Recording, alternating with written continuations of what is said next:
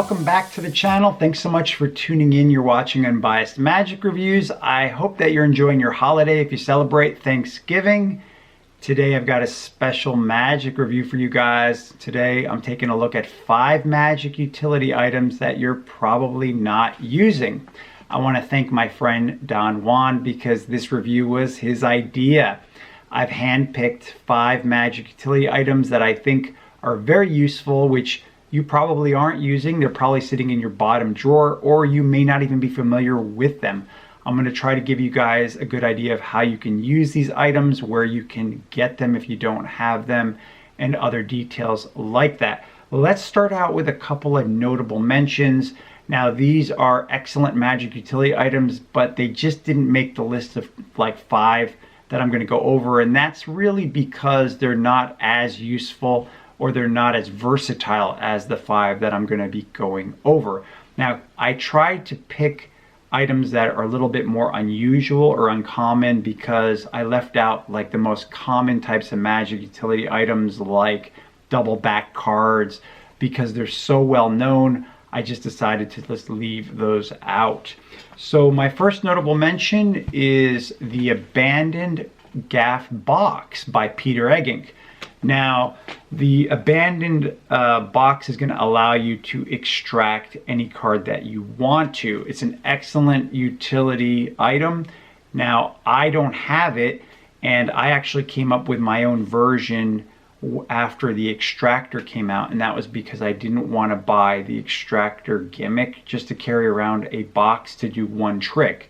And so I actually came up with essentially the exact same thing as Abandoned, because I wanted to do the extractor type routine, but I wanted to be able to carry around a deck of cards so that way if I don't want to use the Gaff box, I don't have to. And that's essentially what Abandon is. Here's an idea of what it looks like in case you're not familiar. Spectator is going to select a card.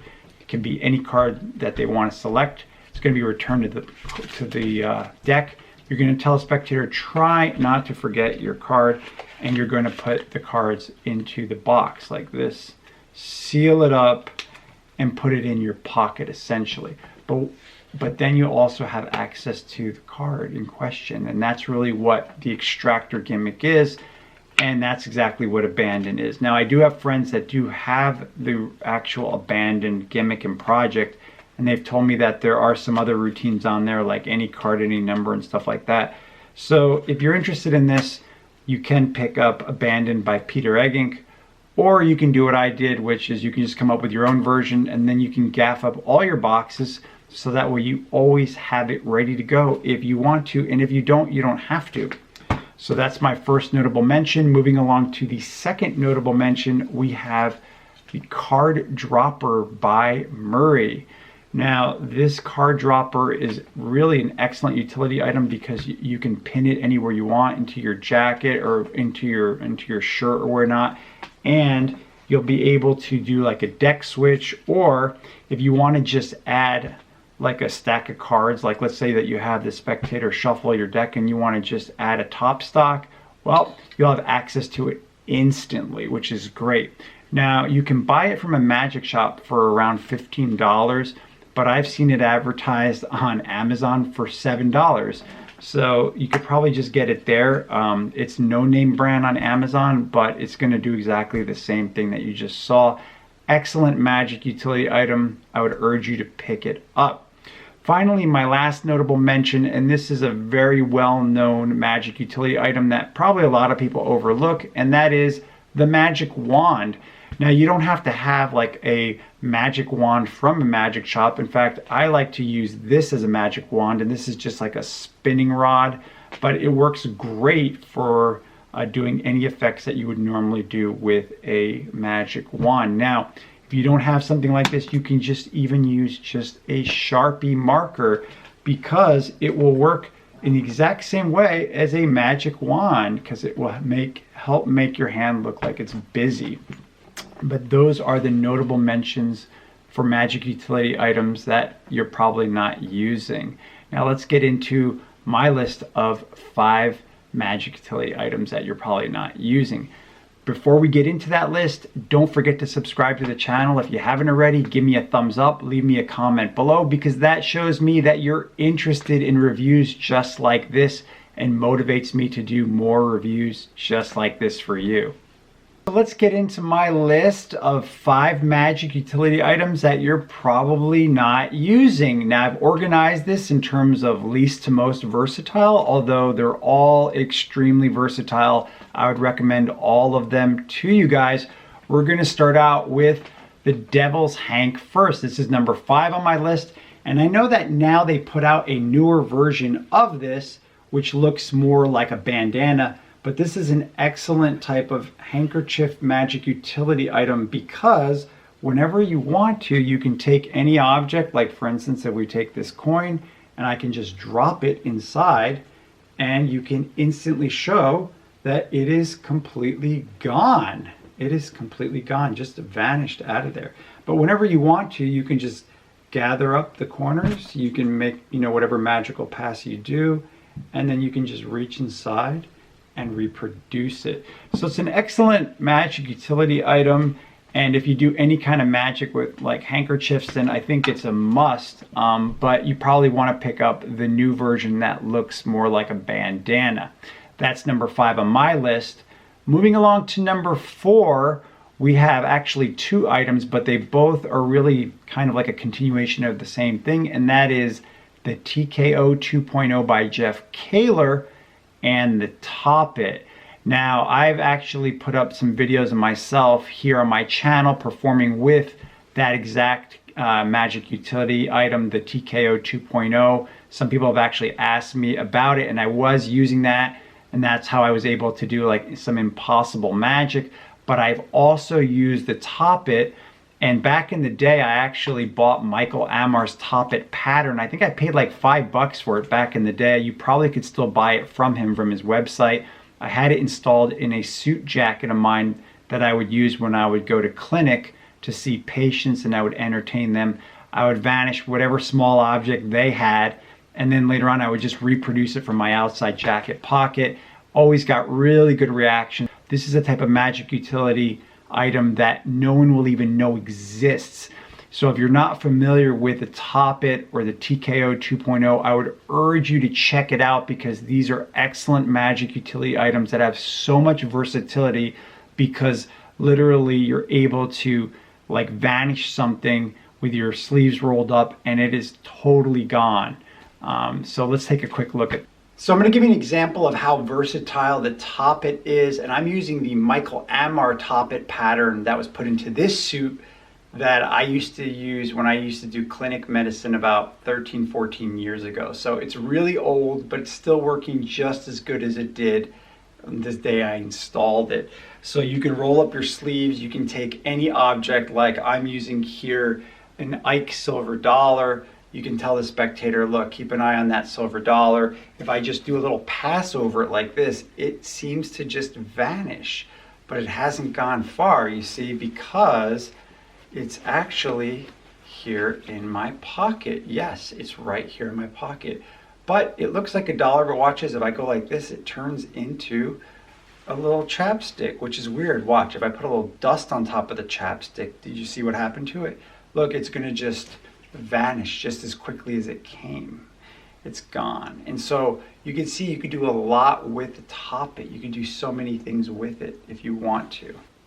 All right, so before I move on, I wanted to let you guys know that you can still pick up the TKO 2.0 directly from Jeff Kaler's site, because I know that if you go to like Penguin Magic, it's like sold out, but I know you could still buy it directly from Jeff Kaler. I don't know about Michael Amar's Top It pattern, but you could probably come up with your own pattern too if you just think about it yourself, because it's very rudimentary and very simple. Moving along to number 3, we have the ever reliable PK ring. And even though a lot of people think that this is not a good magic utility item, I would disagree with them. It wasn't too long ago that I was fooled badly by somebody that was using one. And so the reality is that It's so versatile. You can use it for doing cap and bottle. You can use it with like shimmed cards and stuff. And if you're looking for a really clever routine that you can do with a PK ring, I would recommend that you check out the book called Calculated Chaos by Chris Westphal, because there is a routine in there where he uses Canadian pennies. Although I think it's for us in the if you're in the US, I would say just to use quarters. And as he mentioned in the book, it's really sneaky if you use like quarters and like a shimmed coin, because everybody knows that quarters, you know, the properties of the quarter. But the best thing about that is that, of course, you know, you can have the quarters really mixed up well, and then apparently you're just going in there and taking out a quarter. You know, you're just, you know, grabbing a quarter out of the spectator's hand or whatnot.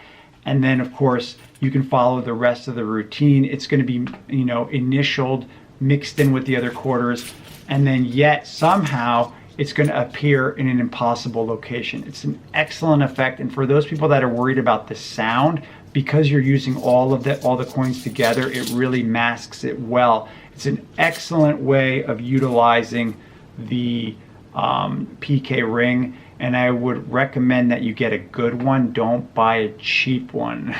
I would recommend that. So that's one thing I'd recommend to you guys. But like I said, there's a lot of uses for it, and if you're creative, you come up with your own routine, your own ideas of how you can use the PK ring. So moving along to my number 2 spot, we have the multiple out envelope. Now, regardless of the type of magic you like to perform, like if you're into just, you know, card magic, close-up magic, mentalism, the multiple out envelope is always going to be something that you can use. And I would argue that the best version is the 4-way out envelope. And I'm going to give you guys examples why. Because, for instance, this is an envelope that I created, my own design, which is a 2-way out envelope. But from the outside, you would never know that this has more than just one option. And it's literally almost examinable because of the design that I came up with. Because to go from one side to the other, that's all it takes. And then they would see the other side of this. And they can really look inside there. They're really not going to see very much. But it's only 2 options. And I'll give you another example. Like this is another 2-way out envelope. And it's very useful if you're doing like a very simple effect where you're only going to have a couple of options because you only need 2 sides. But then again, this is no better than a Himber wallet. And that brings us to the 4-way out envelope. The 4-way out envelope is like the granddaddy of the multiple out envelope. And the reason is because it looks innocent, yet you have a lot of options still available. So it's very useful for a lot of different routines. And I'm going to first show you guys my favorite version of it, which unfortunately it's really not available. And then I'm going to show you guys a version that I would recommend to you. So my favorite version is this version that I kind of came up with, like emulating ideas of what I've seen online. And this is extensive DIY. This is not something that's quick.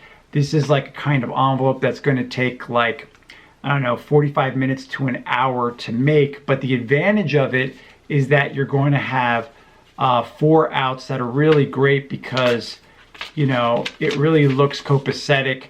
Like for instance, here I've got like a little cat, as you could see here, cat picture. And then on the other side, I've got, let's see what I got over here. I've got like a tree on this side, you can see. So you can let them reach in there and just take it out.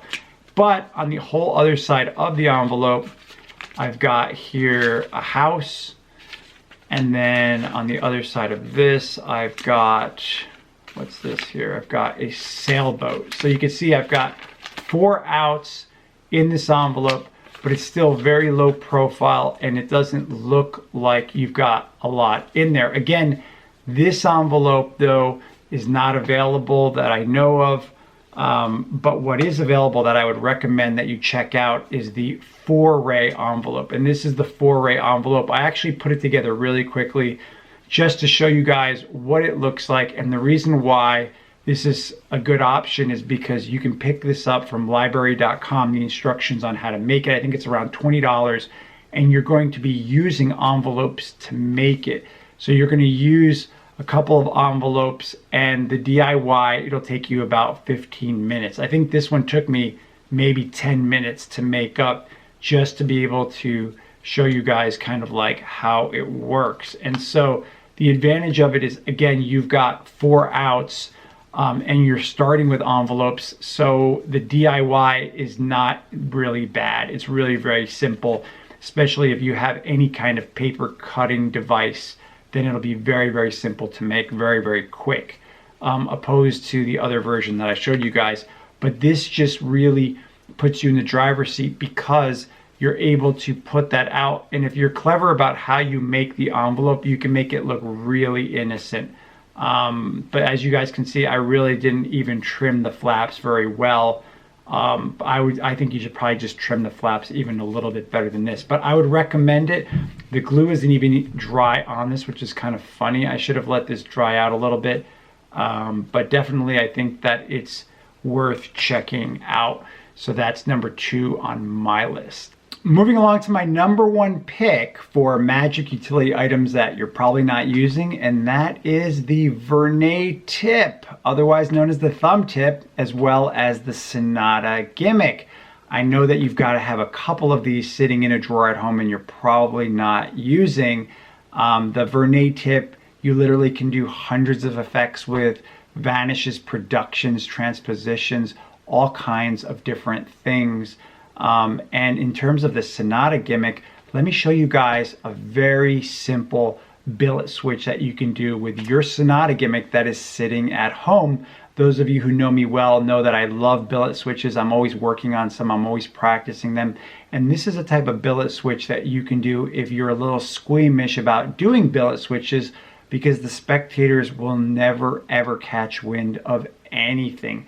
So imagine that you have somebody write something down on a billet, you just reach out your hand, they just give it to you, and all you do is you just reach over, you just pick it up, you say, I'm gonna just see what I can get here. Yes, I think I'm getting an idea of this, and you pull out your stack of billets. And you say, I'm gonna write down here my impressions. And you literally are gonna have an impression right there. So you're gonna write down your thought, you're gonna put that on the table, and then you can pick up the billet to say, let's see how I did. And you can read it, say, oh, look at that. And then you can let them turn over the one on the table. It is such a simple billet switch, and the beauty of it is that the Sonata gimmick is immediately taken out of play. I really like it a lot. You don't have to worry about being caught out because your hand is in motion the whole time. There's nothing to be seen. And because the taking hand is completely empty, it will be the last thing anyone will ever suspect. It's an excellent switch, and I would urge you to check it out. For those of you who watch this channel, hopefully you will find it useful, and maybe you'll even use it yourself. If you think that I've missed something on this list, then please just leave me a comment below. That way it can be helpful to other people.